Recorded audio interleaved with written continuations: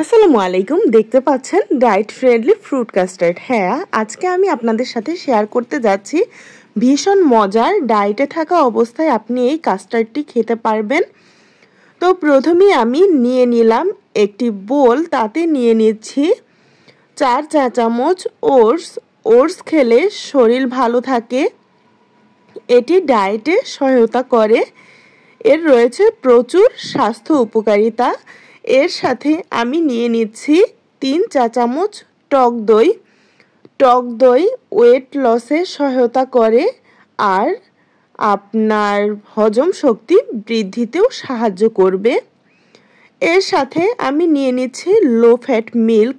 যেহেতু ডায়েটে আছি তাই হাই প্রোটিন ব্যবহার করা যাবে না বা অতিরিক্ত ক্যালোরি এখানে অ্যাড করা যাবে না, তাই আমি এখানে লো ফ্যাট মিল্ক নিয়ে নিয়েছি।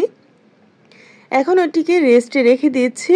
আর এখন আমি নিয়ে নিয়েছি কিছু ড্রাই ফ্রুটস। এখানে রয়েছে কাঠবাদাম, কাজু বাদাম, কিশমিশ আর খেজুর। এখানে আমি নিয়েছি 4টি কাঠবাদাম, 4টি কাজু বাদাম আর 9-10টির মতো কিশমিশ আর 2টি খেজুর। এখন আমি কাঠবাদাম আর কাজু বাদামগুলোকে কেটে নিচ্ছি। আর এখানে আপনারা ড্রাই ফ্রুটস যে কোনো ড্রাই ফ্রুটসই ইউজ করতে পারেন, আমার কাছে এগুলোই ছিল তাই আমি এগুলো দিয়েছি। আপনারা আখরোট দিতে পারেন, এখানে পাম্পকিন সিড দিতে পারেন, এগুলো দিলে খুবই মজা হয়। এখন আমি কিশমিশগুলোকেও একটু ছোট করে কেটে নিয়েছি। আমি কিশমিশ আর খেজুরটা দিয়েছি কারণ এই ডেজার্টটিকে মিষ্টি স্বাদযুক্ত করবে, যেহেতু ডায়েটের জন্য আমি ডেজার্ট আইটেম বানাচ্ছি। আর এই যে খেজুর নিয়েছি দুটো, খেজুরগুলোর ভেতর থেকে বীজগুলো আমি প্রথমেই ফেলে দিচ্ছি। খেজুর দুটিকেও আমি ছোট ছোট করে টুকরো করে নেব।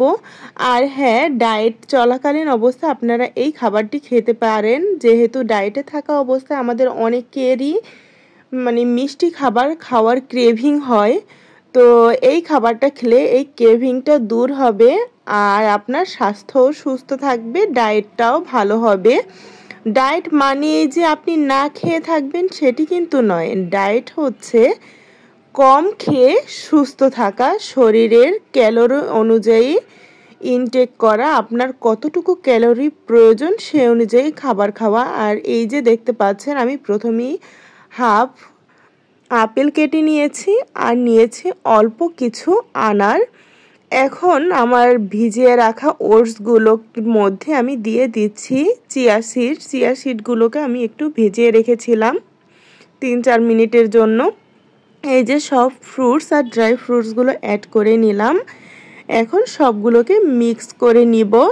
ভালোভাবে মিশিয়ে নিলেই তৈরি হয়ে গেল মজাদার ডায়েট ফ্রেন্ডলি ফ্রুট কাস্টার্ড।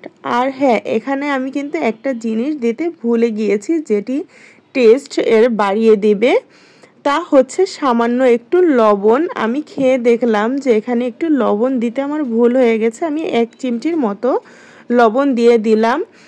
আর যারা এটার সাথে একটু মিষ্টি বাড়িয়ে নিতে চান তারা কিন্তু মধু অ্যাড করে নিতে পারেন। আমি সাধারণত মধু দেই না, আমি এভাবেই খেয়ে থাকি, তাই আপনাদের সাথে এভাবেই শেয়ার করলাম। আপনারাও বাসায় বানিয়ে জানাবেন আপনাদের কাছে কেমন লেগেছে। আল্লাহ হাফেজ।